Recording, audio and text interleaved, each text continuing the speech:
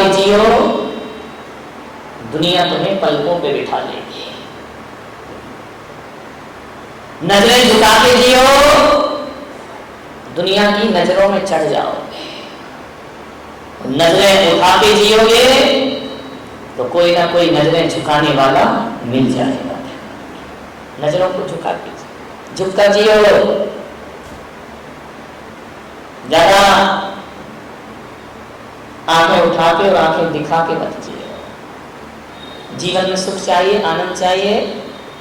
जो काम बड़े बड़े तरीकों से नहीं होते हैं और कठिन से कठिन काम झुककर जीने से सफल हो जाया करते हैं। थोड़ा सा झुककर जीने का प्रयास करिए। झुकता वही है जिसमें जान है, झुकता वही है जिसमें जान है। और अकड़ मुर्दे की खास पहचान है, ध्यान रखना। मुर्दा अकड़ता है और जिंदा झुकता है। मुर्दा पानी में पड़ा पड़ा अकड़ जाता है, पानी में हो या सड़क पे हो, घर में पड़ा हो। जिसकी जान निकल गई वो आदमी अकड़ता है, और जिसमें जान होती है वो झुक कर के जीना जानता है। मुर्दों की जिंदगी मत जियो, झुक कर जियो। जितना झुकोगे उतना ऊपर उठोगे। जानना जैन तीर्थंकरों की मूर्तियां स्थिति का मारा, जैन तीर्थंकरों की मूर्तियों को देखना, नजरें झुकी हुई है, नजरें उठा के नहीं बैठते। उनकी नजरें झुकी हुई है, उनकी निगाहें झुकी हुई है, नाता दुरुस्ती है उनकी। वो दुनिया से कहते हैं कि हमने नजरें झुकाई तो दुनिया ने हमें नजरों में बिठा लिया था। अक्सर जीवन का गणित बड़ा उल्टा गणित है। यहां दुनिया पे नजरें डालो तो दुनिया नजरें फेर लेती है, दुनिया पे नजरें डालो तो दुनिया नजरें फेर लेगी, और दुनिया से नजरें फेर लो तो सारी दुनिया हम पे नजरें रखना। मुझे देखो, मैंने दुनिया से नजरें फेरी, पूरे पंडाल की नजर किस पर है? बोलो बोलो, मुझ पर है ना। मैं चलता हूं तो देखते हो, मैं बोलता हूं तो देखते हो, मैं ध्यान में बैठता हूं तो देखते हो, और तो और मैं आहार लेता हूं तो भी सोलो सोलो खड़े खड़े देखते रहते हैं। क्या खा रहे हैं, क्या पी रहे हैं, कैसे चल रहे हैं, कैसे बोल रहे हैं, कैसे देखते हैं, कैसे मुस्कुराते हैं, सबकी निगाहें उन पर।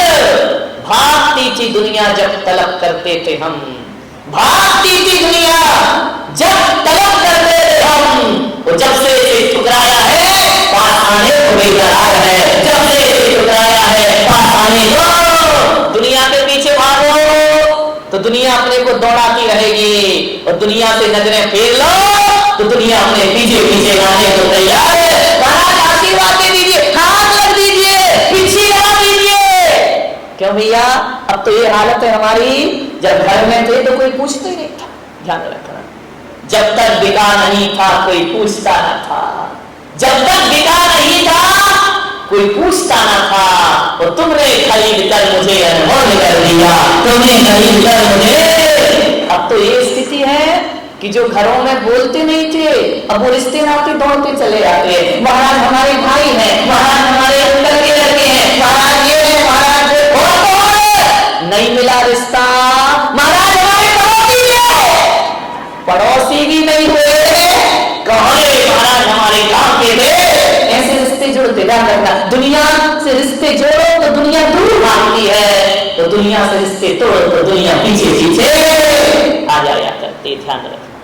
एक घर की रोटी छोड़ी हमने, एक घर की रोटी छोड़ी, 1000 घर रोटियों के लिए आमंत्रित किया करते हैं। अरे संत का जीवन आप शिक्षा लीजिए।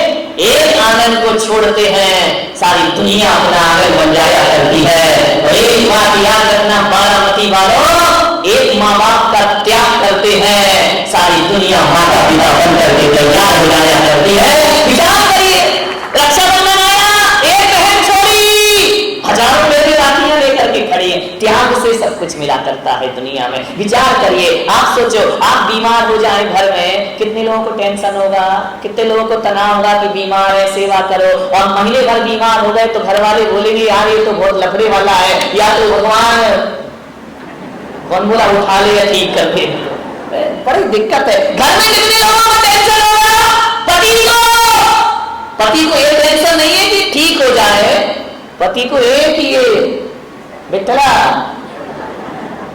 विचार करिए, समझ रहे हैं आपको कितने लोगों का तनाव होगा, बच्चे को, बेटे को ज्यादा से ज्यादा बेटे से कहोगे मेरा सिर दुख रहा है, बेटा कहेगा लो ये बाम लगा लो, चुपचाप खड़े रहो, मेरा दिमाग मत खाइए। बहू कहेगी दुख रहा है, मैं क्या करूं, तुमने इतने साल दुखाया है, एक बात तुम भी सहन कर लीजिए। विचार करिए सर, कोई चिंता नहीं करता, और यहाँ मैं बीमार हो जाऊं तो सारी समाज चिंता करने को तैयार हो जाती है, सारी समाज, हमारा दुख समाज का दुख बन जाता है, हमारा दुख आपका दुख बन जाता है, हमारा कष्ट आपकी पीड़ा बन जाता है। ध्यान रखना, मैंने कहा ना कि ज्यादा दुनिया के पीछे पड़ोगे दुनिया दूर भागेगी, दुनिया से भागो दुनिया अपने पीछे पीछे चली जाती है। उल्टा करिए जीवन का, जीवन में ऊपर उठना है तो सिर मत उठाओ, सिर झुकाओ, ऊपर उठ जाओगे। ध्यान रखिए, बड़ा उल्टा गणित है, बड़ा समझ में नहीं आता है जिंदगी का कैसा गणित है। यहाँ झुको तो ऊपर उठते हैं, ध्यान रखना, झुककर मिल रहे हैं कम न समझना, झुककर मिल रहे हैं कम न समझना। फलदार वृक्ष की डाली हमेशा झुकती है, फलदार वृक्ष की डाली हमें, जिस डाली में फल होंगे वही झुकेगी, ध्यान रखना।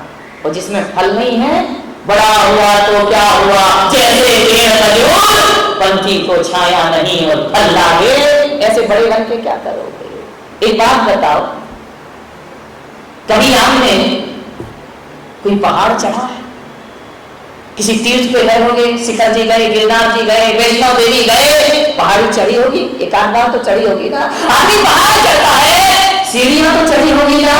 विचार करिए, बड़ी मजे की बात है कि जब कोई आदमी पहाड़ पे चढ़ता है, सीढ़ियों पे चढ़ता है, ऊंचाइयों पे चढ़ता है, तो आगे की तरफ झुकता है।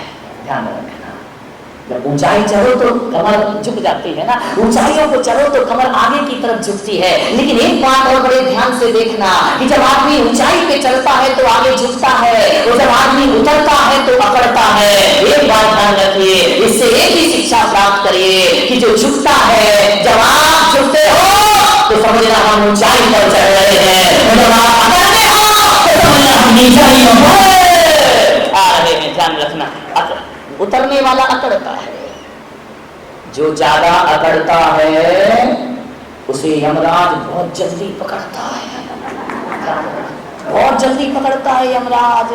तुम्हारे मुंह में 32 दांत हैं, कितने हैं? अरे अपने बताओ यार, पड़ोस में क्यों देखते तेरे कितने दांत हैं? 32 दांत है ना तुम्हारे मुंह में, ये 32 दांत, जीभ कितनी है? लीलावती अकेली बैठी है ना, 32 दांत आते हैं साल भर बाद, और मरने से पहले उखाड़ लिए जाते हैं। जीभ कब आती है? 2 साल बाद, 3 साल बाद? बोलो, जन्म से आती है और मरते दम तक साथ निभाती है। इसका मतलब यही है कि दांत कठोरता के प्रतीक हैं, दांत अकड़ में जीते हैं। इसलिए मैंने कहा कि जो अकड़ता है उसे यमराज बहुत जल्दी पकड़ता है, और जो झुककर के जीता है उसे मौत की उसका बिगाड़ने वाली जीभ मुलायम है, जीभ झुक करके जीती है, जीभ मुड़ जाती है, वो हमेशा साथ रहती है। दांत अकड़ते हैं इसलिए समय से पहले उखाड़ लिए जाते हैं। अकड़िए मत ज्यादा, झुक के जियो, झुक जाओ। आजकल बहू में झुकती कहाँ है? मैंने देखा अभी रास्ते में आ रही थी, अब कोई मिल गई होगी, सासू डेंजरस होगी तो झुकना तो पड़ेगा। क्या किया उसने? यूं झुकी, घुटना छू लिया। अरे मैंने कहा चरण छू रही, घुटने काहे को छू रही है? बोले महाराज आजकल कौन झुके इतना ज्यादा, आजकल तो चरण भी नहीं छूते हैं, घुटना छू लेते हैं। मैं आपसे निवेदन करूंगा, घुटना छूना कोई सम्मान नहीं हुआ करता है। ये भारत की संस्कृति है, यहाँ हाथ नहीं छूने जाते हैं, यहाँ घुटना नहीं छुआ जाता है, यहाँ तो बड़े बुजुर्ग महापुरुषों के चरण छुए जाते हैं, उनके चरणों को प्रणाम किया जाता है। आप लोग घुटना चरण छुओगे, आचरण मिलेगा। ध्यान, चरणों में आचरण हुआ करता है, चरण छुओगे आचरण मिलेगा, घुटना छुओगे घुटने का दर्द मिलेगा, आचरण तो मिलेगा।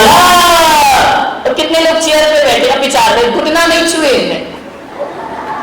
पक्का मान लेते घुटना नहीं छुए हैं, इसलिए आज घुटने खराब हो। आज सबसे ज्यादा बीमारी घुटने की हो रही है। जो लोगों को घुटने से परेशान है, किसी का वेट कम हो गया है,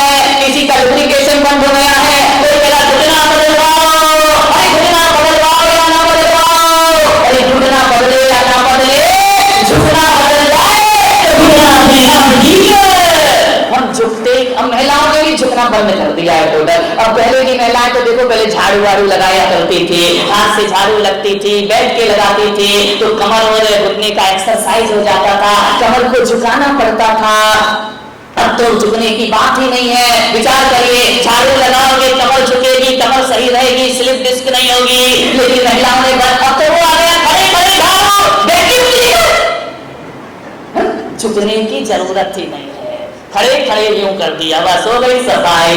झुका करो, झाड़ू लगाया करो। और कभी कभी इनको भी सुधारना है तो सप्ताह में एक बार इनसे भी झाड़ू लगवा लिया करो। कोई काम छोटा नहीं होता है, यदि दिल से किया जाए तो हर छोटा काम बहुत बड़ा काम हुआ करता है। विचार, हालांकि अभी तुम्हें लगाते तो रोज ही है, लेकिन अब बोल नहीं पा रहे, क्या करें महाराज, आजकल यहाँ तो पूरा बंद है, नहीं लग रही है। विचार करिए, सोचना है आपको, विचार करना है। मान्यवर, झुको, झुकने से एक्सरसाइज होती है, कमर सही रहेगी, घुटने का दर्द सही रहेगा, झुकना पड़ेगा। मानिए, झुकने दियो। आप यदि बुजुर्गों के सामने झुक रहे हैं, उन्हें प्रणाम कर रहे हैं, तो आप ये मत सोचना कि आप बुजुर्गों का सम्मान कर रहे हैं। ध्यान रखिए, जो आदमी अपने बुजुर्गों के सामने झुकता है वो हकीकत में देखो तो माँ बाप का सम्मान नहीं करता, बल्कि अपने आप का सम्मान बढ़ा लिया करता है, अपने संस्कारों का सम्मान बढ़ा लेता है, अपनी सभ्यता का विस्तार कर लिया करता है। बड़ों के सामने झुकने से छोटे नहीं होते हैं, बल्कि जो बड़ों के सामने झुक जाता है वो बड़ों की नजरों में और बड़ा हो जाया करता है और महान हो जाया करता है। झुकिए, झुकना बहुत जरूरी है। मेरे आपसे क्या बिगड़ता है झुकना? ये महिलाएं पैरों में पाजेब पहन, पाजेब, पायल, नहीं पायल बोलो तो मैंने सुंदरी याद जाती, गड़बड़ हो जाती। पहचान, बहुत बढ़िया, वो चीजें मुझे याद करा रही हो जो मेरे किसी काम की नहीं है ना। पहचान, पाजेब, पायल, है ना। विचार करिए, अब तो सोने की भी पहनने लगी है, पहले तो चांदी की आती थी, अब सोने की भी आ गई है। ऐसी तरक्की की हमने, सिर पे रखने वाला सोना पैरों में आ गया है। ध्यान रखिए, विचार करिए, सोने की पायल पहन लेती है, सोने की पायल पहनती पहन, मुझे कोई मतलब नहीं, तो हीरा की पहनो तो मेरे बाप का क्या जा रहा है, मैं तो आपसे एक चीज कह रहा हूँ, सोने की पाजेब, सोने की पैजन, हाँ याद हो गया। विचार करिए, आप ये सोने की पायल जो पहनते हैं, महंगी तो आती होगी ना, कितने की, 5-10 रुपए की पायल कितने में आती, मुझे नहीं मालूम भाई कितने में आती, तुम लोग बताओ ना भाई, ये तो उनको पहनने से मतलब खर्चा तो तुम करते हो। अविनाश से कितने की आती है पायल? अच्छा, मैं नहीं बताऊंगा तुझे, क्योंकि रेट बताया और आधी डिमांड शुरू हो जाएगी घर में। विचार करिए, एक पायल आती है, हजारों में आती होगी, सोने की तो हजारों में आएगी। एक बात ध्यान रखना, सोने की पायल हजारों रुपए में आती है और एक छोटी सी बिंदी 1 रुपए में, 1-2 रुपए में चलेगा कि और सस्ती करो? कौन बोला जीएसटी लगा दी मोदी ने, महंगी करो? महंगी पायल पैरों में पहनी जाती है, सस्ती बिंदी माथे पे चढ़ जाया करती है। ध्यान रखिए, बिंदी छोटी होती है इसलिए माथे पे रहती है, और पायल बड़ी होती है इसलिए पैरों में। छोटे बनो, छोटे। एक बार मैं मंदिर में गया दर्शन करने के लिए, मुनि शिवनाथ मंदिर में गया दर्शन करने के लिए। वहां मैंने देखा जैसे जितने भी मंदिर हैं, चाहे हिंदू के हों चाहे जैनों के हों, हर मंदिरों में एक घंटा जरूर लगा हुआ हो। घंटा समझते, घंटा टन टन टन टन, घंटा जरूर लगा हुआ है। लेकिन एक दिन मैंने देखा कि घंटा घंटी से जल रहा है। घंटी भी होती है, घंटा की पत्नी घंटी है ना। घंटा ने देखा, घंटी से बोल रही हो, घंटी ये देख, तू भी बड़ी हुआ है, मैं कितनी तेज आवाज करता हूं तो टन टन टन टन धीरे धीरे करती रहती है, मैं तो पूरा मोहल्ला घुमा देता हूं। घंटी ने कहा तो क्या हुआ, तू कितने भी आवाज कर ले, कितना भी मोहल्ला गुंजायमान कर दे, कि कीमत तो घंटी की है, घंटाने का क्या कीमत है। बोले देख तू अपने को बड़ा समझता है। बोले मैं तो बड़ा हूँ, तेरे से तो बहुत बड़ा हूँ। बोले दादा अकड़ मत है। बोले क्या मतलब? बोले बड़ा है इसलिए डंडा पड़ता है, तेरे को पिटाई होती है, हथौड़ा बड़ा करता है। तो एक बात याद रख, घंटा तू मंदिर के दरवाजे पे लटका रहता है क्योंकि अपने को बड़ा समझता है, और मैं अपने को छोटी बनाती हूँ, इसलिए ठाकुर जी के पास जाकर के बजा करती हूँ। मैं भगवान के पास, घंटी भगवान के पास रहती, घंटा वहां लटका रहता है। ध्यान रखिए, विचार करना है आपको। छोटे बनो, जितने छोटे बनोगे उतने बड़ों के निकट पहुंच जाओगे। आपसे कहता है बड़ों के सामने बड़ा बनने का प्रयास मत करो। ध्यान